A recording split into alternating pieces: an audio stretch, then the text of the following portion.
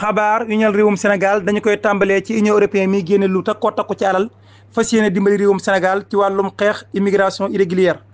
kuréel gi ëmb réewu Europe yi di union européenne kon daal di gën a renforcer soutien muy ndimbal li nga xam ne mi ngi koy def ñeel wàllum immigration irrégulière fii ci réewum Sénégal. daf doon amal ab visite fii ci réew mi commissaire européen aux partenariats internationaux ngeen baal ma tur wi daa xaw a naqaree wax waaye daal jàppale na moom soxna soos yi kon ñëw na wax ni daañu génn ñoom union européenne 30 millions d'euros boo ko dee xaymaa ci CFA nag dina war a toll ci 19,7 milliards francs CFA ngir fas ko yéene dimbalee réewum Sénégal ci wàllu gu ni mel. xam ngeen ne ci réew mi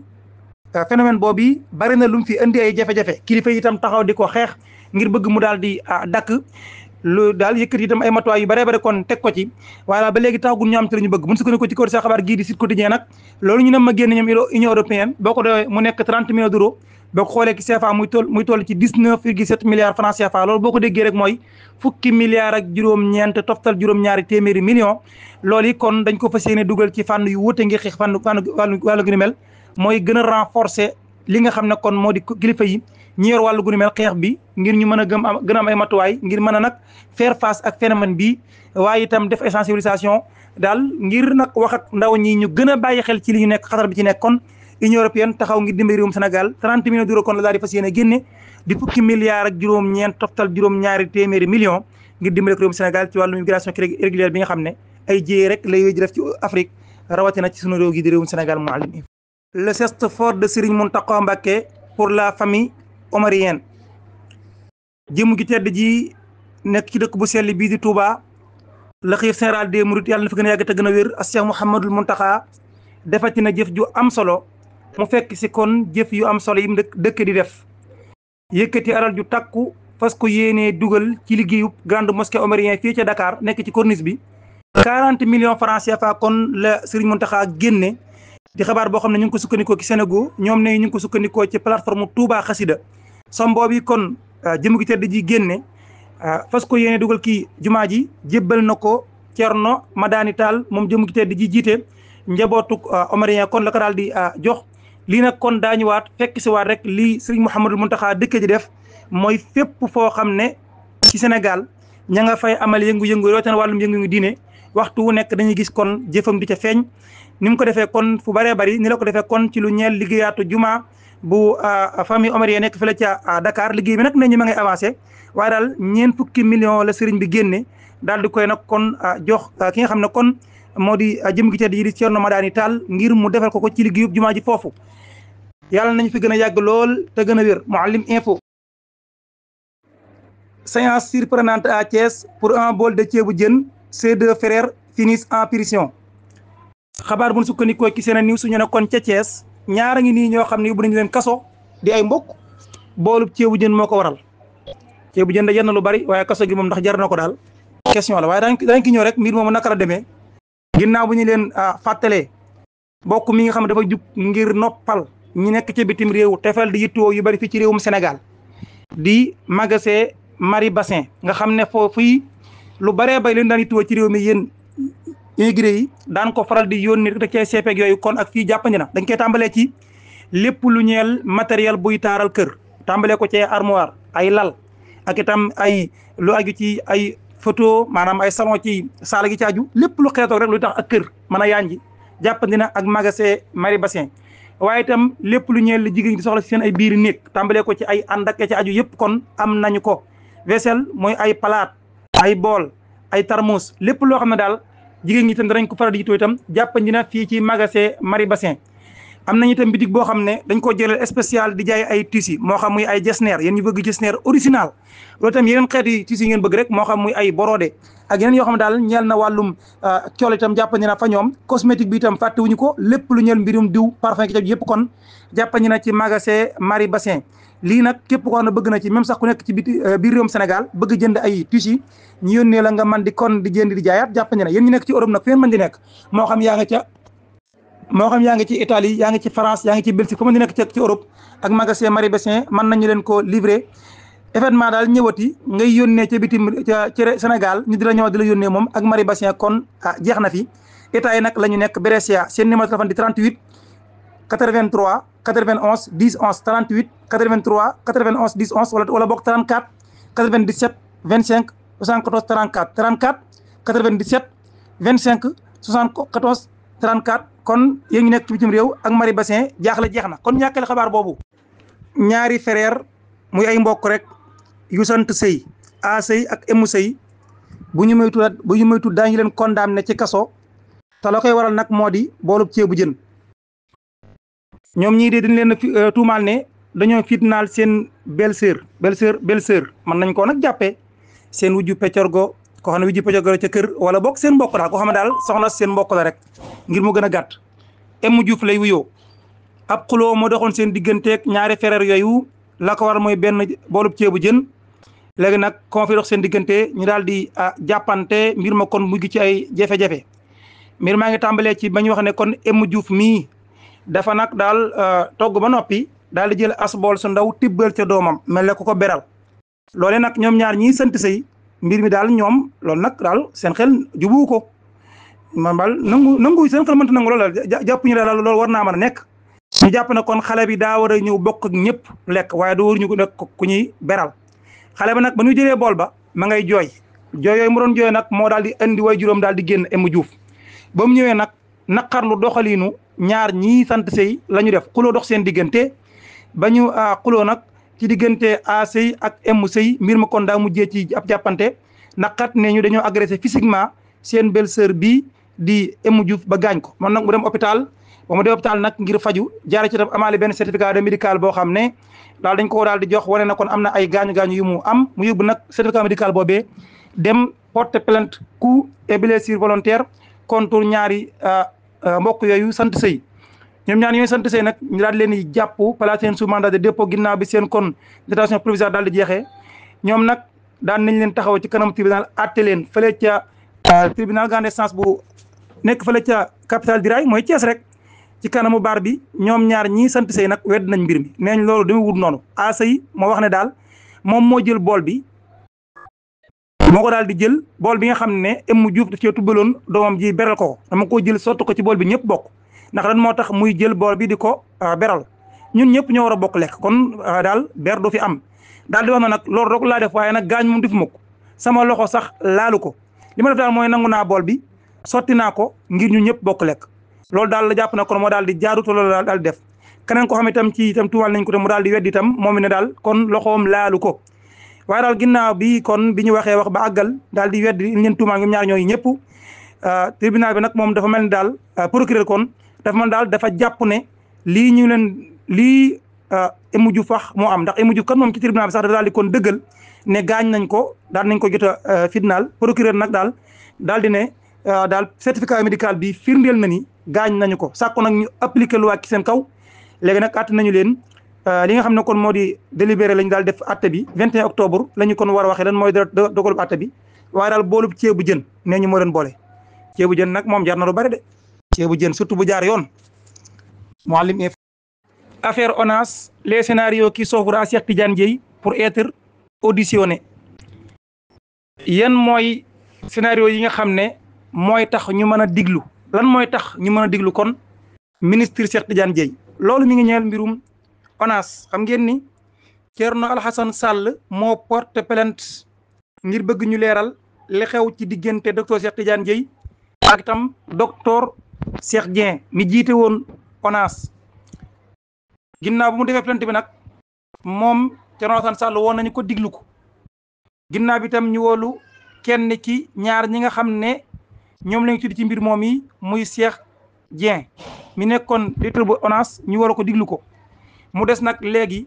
ki nga xam ne moo di Cheikh Tidiane Dièye ndax kat moom Cheikh Dieng mii ba ñu ko tekkee ndombal tànkam daa génn wax ay mbir ne daal moo tax ñu tekk ndombal tànkam te la mu wax mooy dañ ko bëggoon a imposer marché gré à gré nangu ko loolu moo tax Cheikh Tidiane Dièye ñi kon daal di koy daal wàcce sàkku ñu wàcce ko ginnaaw bi nag kon ci la kon Thierno Alassane Sall jàpp na mbir mi lu doy waar la faaw des ko war a leeral ci lañu kon wooloo moom Thierno Alassane Sall woolu itam ki nga xam ne mooy docteur Cheikh Dieng léegi nag Cheikh Tidiane Dièye ndax daañu ko mën a diglu waaw wala déet ñu ne kon ñaari scénario yi daal mooy tax ñu mën ko diglu kon ak digluwam ko daal ne ñu mën naa nekk ci ñaar yi benn juriste bu ñuy wax Ibrahima Ndiaye source A dañoo waxtaan ak moom surtout nag boo ko déggee mooy ko xam-xam mag ci wàllum yoon mu wax ne daal manees na koo diglu benn garde des sceaux muy kiy dénk wàllum yoon ci réewum Sénégal joxe ndigalam joxe avalam su ko defee nag ñu diglu ko wala boog moom mii nga xam ne moo di Cheikh Tidiane Dièye tekki ndombal tànkam ñaari daal bu amee daañu ko mën a diglu fekkante nag ministre de la justice kon daa bëgg ñu diglu ko soobaa ni muy defee kon mooy autoriser procureur de la République mu daal di koy woolu kon daal di koy diglu laaj ko ci mbir moom yi te nag su boobaa itam mën nañu àgg ba kon bu fekkee daa war a laaj ab atte maanaam bu war a dafa war a am jugement kon haute cour de justice kon fa la ñuy jaar ngir atte ko wala boog Cheikh Tidiane Dièye daal di kon daal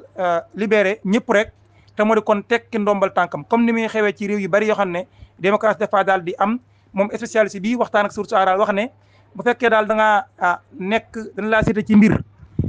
moo xam am nga dëgg wala amoo dëgg waaye mbir mi daal si nañ ko mu commencé jur coow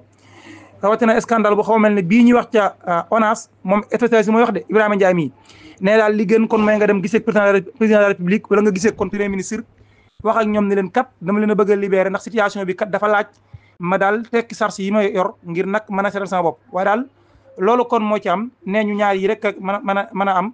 benn kon mu démissionné wala boog garde des sceaux jox ndigal procureur mu diglu ko subaa kon ñaari lu ci mën di nekk rek kon daañu ko mën a diglu moom docteur Cheikh Tidiane Dièye Mouhalim. laataa ñu wéyal xabaar yi ñi ñëwaat ci mbirum Yahya Sinwar kër sa xabaar gii di Al Jazeera ñoo fësal xabaar bi wax ni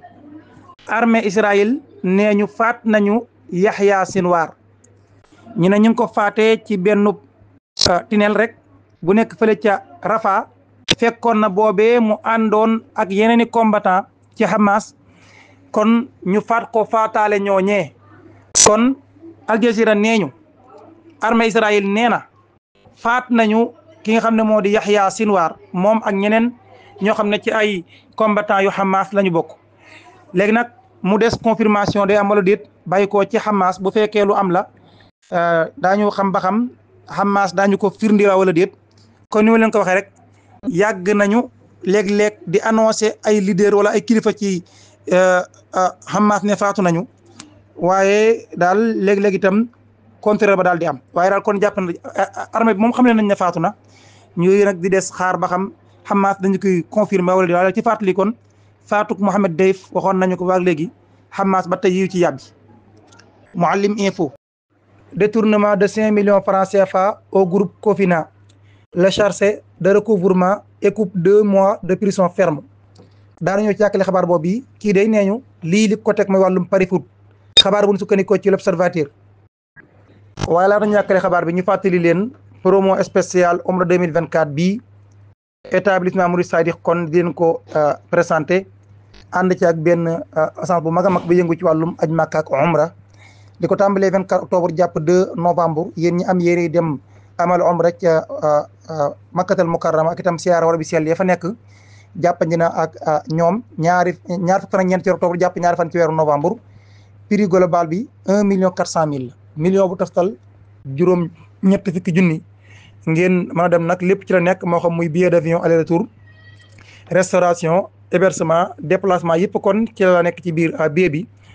kon képp koo xam ne mbir moom yi yitte woon na ko mën naa gaaw kon jokkoog waa établissement Mouride Sadiq ngir de kon daal di bindu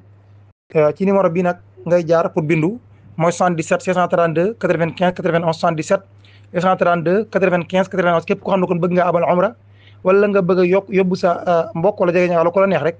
kon spécial promo Omra 2024 nga noonu buy tàmbali 24 octobre jàpp 2 novembre. Madiab Sarr nee ñu condamné nañu ko àllarba fukk fan ak juróom-benn ci weeru octobre ñaari weeri kaso yu muy tëdd. tribunal des flagrants délits bu Dakar kon moo ko daal di condamné ci wàllum abus de confiance moom Madiab Sarr mii ay atam toll ci 28 ans bu ñu sukkandikoo ci l'observateur wax na itam ne war naa verser itam 4 millions francs CFA jox ko ñi nga xam ne kon ñoo di partie civile bi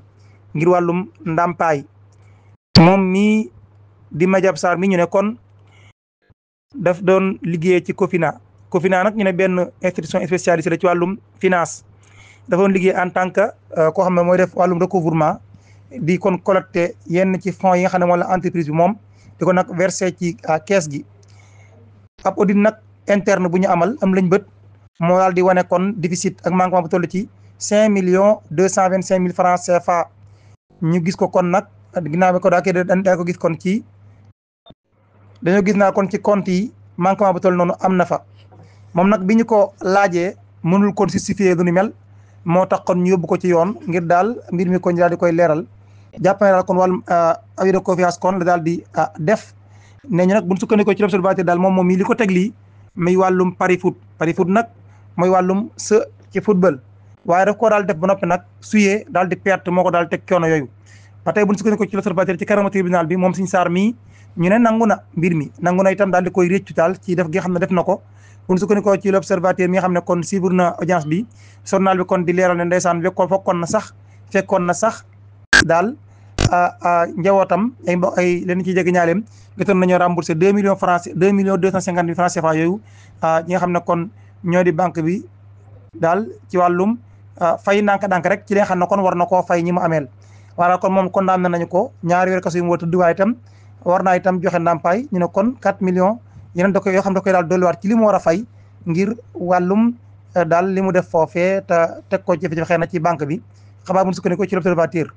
pari foot daal mel na kon bari na ñu muy jural ci jafe-jafe naam léeg-léeg nit def ko génn ci waaye ci loolu da mel ne moo ëpp moom mii nag nee ñu wàllum pari foot moo ko teg lii. bourse des étudiants pourquoi l'État n'a pas tout payé. étudiants yi nekk ci warabu jànkaay réew mi bokk ci bu université bu Dakar xam ngeen ne fan yi jàlloon na fi ab xabaar leen ki ñoom di génn di sàkku état bi fay leen la ñu leen war a fay ndax dafa tardé. ki leen jaboote nag ñoom ñëpp seqoon naag waxtaan ko sa xabaar gii di l'observateur ñu fësal ko tey ci alxamis gi. ministre de l'enseignement supérieur de la recherche et de l'innovation docteur Abdourahmane Diouf wax na ci li waral mbirum bourse gi ci aju ak itam daal li ci aju nga xam ne itam mën naa indi sax ay gàllankoor ci rentrée universitaire bi nga xam ne ci la ñu daal di dëdmal. moom nag ki tàmbali waxtaan moom daal di nay moom jeexal takk rumeur boo xam ne tàmbali nañu ko daal di fësal. rumeur boo kat moo di état bi daa nam ma wàññi bourse étudiants yi moom nag ministre bi nee na loolu amul. état mësul sax di jéem a xalaat naan day wàññi bourse étudiants yi te nag étudiants yi jox leen bourse loolu obligation la boo xam ne dafa war état kon nag di ko jéem a wàññi benn yoon mësuñu koo sax jéem a xalaat. léegi nag ministre bi tam daal di jàll fësal leeral étudiants yi def ci ñoom ñoo xam dañ leen a war a fay ak ñoo xam tam dañ leen a war a def ñu wax rappel moo xam ñoo xam ne daal dañoo war a boole kon luñ leen war a fay am na ñoo xam ne war nañoo jot seen ay bourse octobre bi waaye itam boole ci itam war a jot ay rappel au total kon toll na ci 15 milliards francs CFA. waaye nag comme dañoo am jafe-jafe ci wàllum trésor jafe-jafe ko daal ci gàttal nee na kon mu daal di ñëw mujjee kon def arbitrage bi nag moo di docteur Abdourahmane Diouf kon di leeral nee na mooy def na pexe ba lijjanti 7 milliards francs CFA. ginnaaw bi nag ñu daal di kon choisir fay weer yi nga xam ne moo gën a weer yi nga xam ne ci la ñu génn octobre bi ñu fay ko léegi nag rappel ñu daal di koy suspendre ko ba nga xam ne kon dana jàppandi ñu mën leen koo daal di fay. waaye nag loolu dette la maanaam bor la boo xam ne état bi moo ko ameel étudiants yi te leen ko fas yéene nag fay. kon loolu moo tax étudiants yi jot lu wuuteeg la ñu bari ñoom jàppoon ne moom la war a jot ndax boo boole woon octobre bi ak rappel bi moom day bari waaye nag comme ay jafe-jafe finance am nañu ko moo tax kon ñu daal di jël fay leen lenn li rappel nag ñu bàyyi ba mu jàppandi waral benn xalaatu wàññi bourse amu fi. kon bu fekkee dañoo jot lu ñu jottoona lu ñu yaakaaroon a jot lu ko ëpp far jot lu ko gën a yées jafe-jafe koom rek moo ko daal di waral. ñu laaj ko nag ñoom journal bi daal ne leen kon nag li leen deseel li des kañ la ñu koy fay étudiants yi mu ne yàggatul daal daañu leen fay ñoom ñëpp bu jàppandee. waaye kon ci gàttal daal moom ministre bi nee na état bi nekkul sax ci tànk yi wàññi bourse déedéet jafe-jafe koom kay moo leen jàpp ndax dañoo xool ne war nañoo fay bourse octobre ak itam ay rappel yoo xam ne war nañu koo def au total toll na ci 15 milliards te jafe-jafe koom am moo tax mu lijjanti fexe ba am 7 milliards fay li nga xam ne moo gën a jege li nga xam ne nag moo di bor bi ñu xaarandi bu jàppandee maanaam bu li ñu bëgg a amee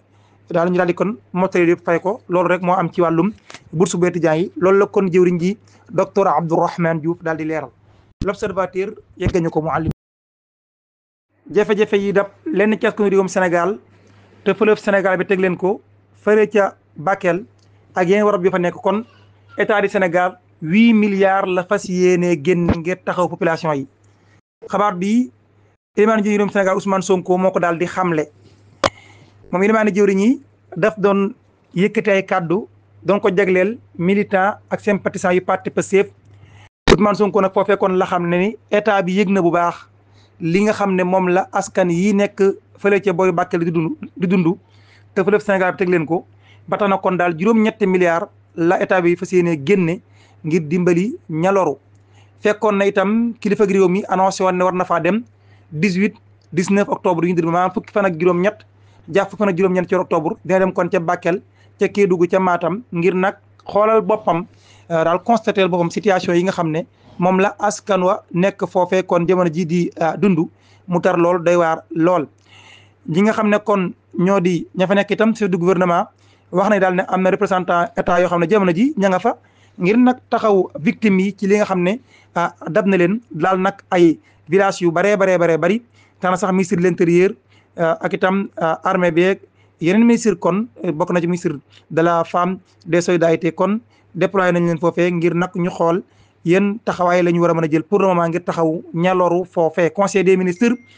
chef d'état kon ne ñu waat na ci bu baax a baax ci daal soññ gouvernement bi ñu xool nañu que la ñuy gën a taxaw bu baax a baax ñi loru fële ca nga xam ne kon moo di ca Bakel ga ca wéree ca nekk kon président Bassirou Diomaye Diakhar Faye itam moom daal di wax ci turu nation bi yëpp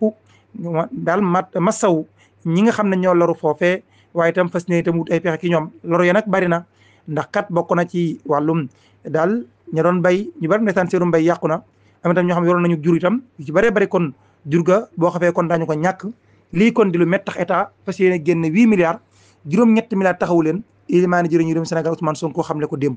Mouhalim